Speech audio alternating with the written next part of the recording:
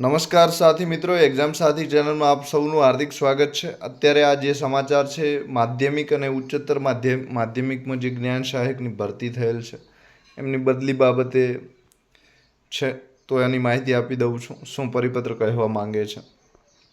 તો આ જે પરિપત્ર છે કમિશનર શાળાઓની કચેરી ગાંધીનગર થયો છે, એટલે કે સમગ્ર શિક્ષાની જે કચેરી છે અને જ્ઞાન સહાયકોની જે ભરતી કરી હતી જેમણે મેરિટ તૈયાર કર્યા હતા એ કચેરી દ્વારા થયો છે.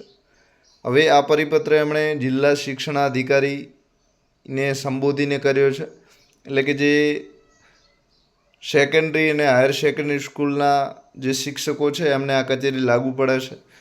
એમનો વિષય એવો છે કે રાજ્યની સરકારી, બિનસરકારી, અનુદાનિત એટલે કે સરકારી હોય અને એક ગ્રાન્ટેડ જે ચાલતી હોય એ બધી જ માધ્યમિક અને ઉચ્ચતર માધ્યમિક શાળાઓમાં જ્ઞાન સહાયકને જિલ્લા અથવા તો શાળા ફેરબદલી કરવા બાબત, તો જિલ્લા એટલે કે એક જિલ્લામાંથી બીજા જિલ્લામાં અને એક શાળામાંથી બીજી શાળામાં, એટલે કે જિલ્લાની અંદર જ. તો એ બાબતે એમણે ઘણી બધી રજૂઆતો અરજદારો તરફથી મળી છે, તો એનો આ ઠરાવ પરિપત્ર કરીને ખુલાસો કરવા માંગે છે. તો ઘણા જિલ્લાઓમાંથી રજૂઆતો મોકલવામાં આવી છે એવું કહે છે. પછી ઉચ્ચતર માધ્યમિક શાળાઓ અને માધ્યમિક શાળાઓમાં એના માટે ઠરાવ પણ થયો છે, તો આપણે આ ઠરાવ પણ જોઈશું એ શું કહેવા માંગે છે.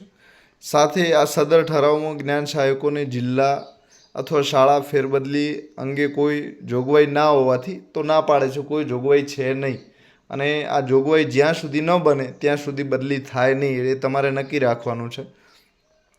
તો ફેરબદલીની રજૂઆત ગ્રાહ્ય રાખી શકાય નહીં. તો આ જે બદલી કરવા માંગે છે એમની અત્યારે કોઈ બદલી થશે નહીં, એમની રજૂઆતને કોઈ સ્વીકારવામાં આવશે નહીં. સાથે આવી દરખાસ્ત રજૂઆતો અત્રેની કચેરીએ સીધી ન મોકલતા આપની કક્ષાએથી રજૂઆતનો નિકાલ કરવા જણાવવામાં આવે છે. તો અહીં આ જે દરખાસ્તો તમે સીધી આ સમગ્ર કચેરીને મૂકો છો ગાંધીનગર, એ તમને ના પાડે છે કે આવી દરખાસ્તો સીધી ત્યાં ના મોકલતા.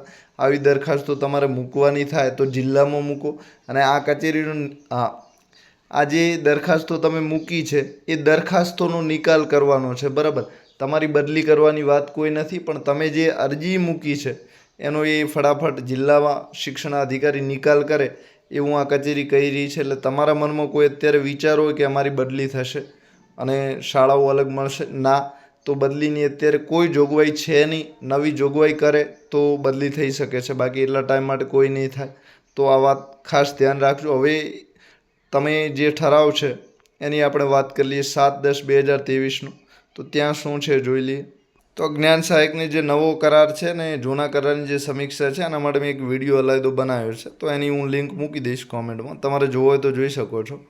હવે જ્ઞાન સહાયકને અન્ય શાળામાં મૂકવા માટેની ઘણી વાતો થઈ છે, આપણે એમાં જે કામની વાતો છે એ કરી દઈએ, બરાબર. હવે આવા છૂટા થયેલ જ્ઞાન સહાયકને શક્ય હશે તો જે તે જિલ્લાના અન્ય મિશન સ્કૂલ ઓફ એક્સલન્સ, એટલે કે આ જે એક્સલન્સ સ્કૂલો બનાવી છે એમાં જો એ જ વિષયની જગ્યા હોય તો મેરિટના આધારે ફાળવવામાં આવશે. તો મેરિટના આધારે એટલે કે આ જે સમગ્ર પ્રક્રિયા છે ગાંધીનગર દ્વારા મેરિટ તૈયાર કરવાની પ્રક્રિયા થાય છે, અને આવો કોઈ ઉમેદવાર હોય એને જે શાળામાં નોકરી કરતો હતો એ શાળામાં નોકરીમાંથી એમને ફરીથી એમનો કરાર રિન્યૂ ના કર્યો હોય એ શાળાએ, તો આવો કોઈ ઉમેદવાર બાકી રહ્યા હોય, આવો કોઈ જ્ઞાન સહાયક બાકી રહ્યા હોય તો એ એક્સલન્સમાં મૂકી શકે છે.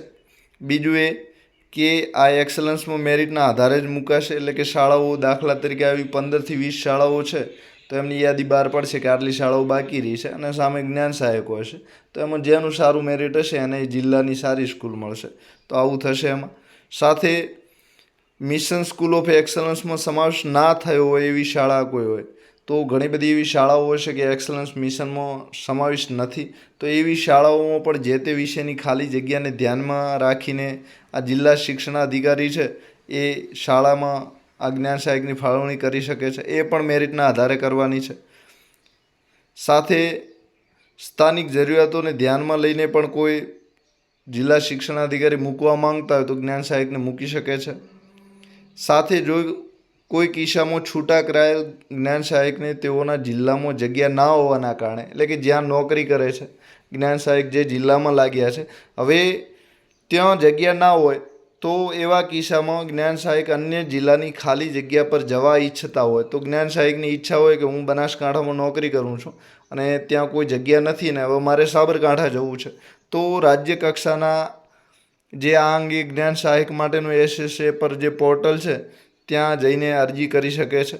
તો આવી અરજીઓ મંગાવશે, બરાબર, એનો પણ ટાઈમ આવશે. તમે એકલા અરજી કરો એવું ના હોય, તો આ અંગેના પોર્ટલ પર અરજી કરવાની રહેશે.